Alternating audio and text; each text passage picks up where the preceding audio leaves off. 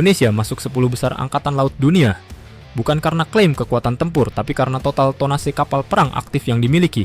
Tahun 2026, berdasarkan aggregate displacement, TNI Angkatan Laut berada di peringkat 10 besar global. Di video ini, kita akan bahas apa arti peringkat ini, bagaimana cara membacanya, dan sejauh mana ia mencerminkan kekuatan nyata TNI Angkatan Laut.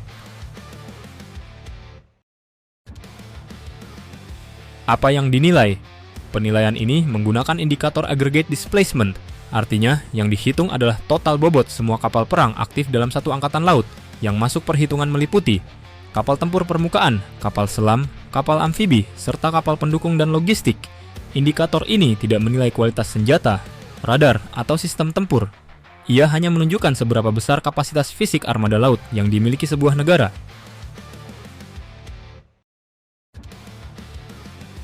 Posisi TNI Angkatan Laut tahun 2026. Pada tahun 2026, total displacement TNI Angkatan Laut berada di kisaran 354.000 ton. Dengan angka ini, Indonesia berada di atas Korea Selatan, mengungguli Italia, dan masuk kelompok yang sama dengan negara-negara seperti Inggris, Prancis, dan Jepang. Untuk kawasan Asia Tenggara, posisi ini tidak memiliki pembanding langsung. Tidak ada negara lain di kawasan yang mendekati kapasitas laut Indonesia secara tonase.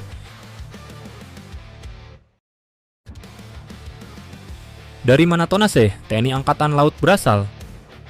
Tonase besar TNI Angkatan Laut bukan hasil dari satu jenis kapal saja. Kontributor utamanya berasal dari kapal permukaan utama seperti frigat dan korvet, kapal amfibi dan LPD, serta kapal bantu dan logistik. Indonesia memiliki armada kapal pendarat dan pendukung yang besar, karena dibutuhkan untuk operasi lintas pulau dan wilayah laut yang luas. Struktur armada ini menunjukkan bahwa TNI Angkatan Laut dibangun untuk daya angkut, daya jelajah, dan keberlanjutan operasi.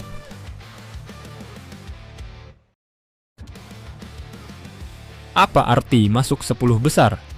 Masuk 10 besar berdasarkan tonase, berarti Indonesia memiliki kapasitas laut strategis.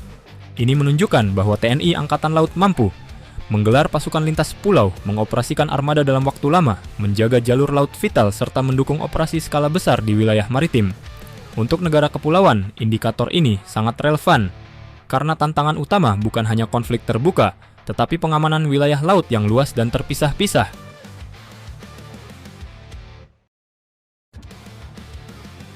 Apakah ini berarti TNI Angkatan Laut terkuat ke-10? Di titik ini, satu hal perlu diluruskan. Masuk 10 besar tonase tidak berarti Angkatan Laut terkuat ke-10 di dunia. Kekuatan laut modern ditentukan oleh banyak faktor lain. Kualitas sensor dan radar, pertahanan udara kapal, kemampuan peperangan anti kapal selam, dan integrasi dengan kekuatan udara dan sistem informasi. Beberapa negara dengan tonase lebih kecil bisa memiliki daya tempur lebih tinggi dalam skenario tertentu. Sebaliknya, armada besar unggul dalam keberlanjutan operasi, bukan dominasi teknologi.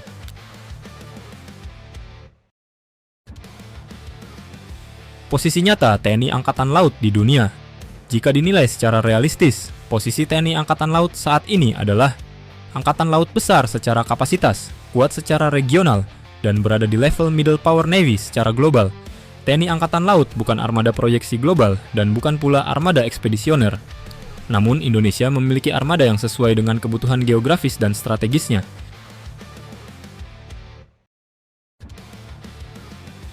Tantangan ke depan. Dengan kapasitas besar, tantangan TNI Angkatan Laut ke depan bukan lagi soal jumlah kapal. Tantangan utamanya adalah integrasi sistem tempur, penguatan pertahanan udara kapal, peningkatan kemampuan anti kapal selam, serta sinkronisasi dengan TNI Angkatan Udara dan sistem pertahanan nasional. Jika aspek ini diperkuat, kapasitas besar yang dimiliki TNI Angkatan Laut akan berubah menjadi kekuatan tempur yang jauh lebih efektif. Masuknya TNI Angkatan Laut ke 10 besar dunia pada 2026 adalah indikator kapasitas, bukan klaim superioritas. Ini menunjukkan bahwa Indonesia memiliki fondasi kekuatan laut yang serius.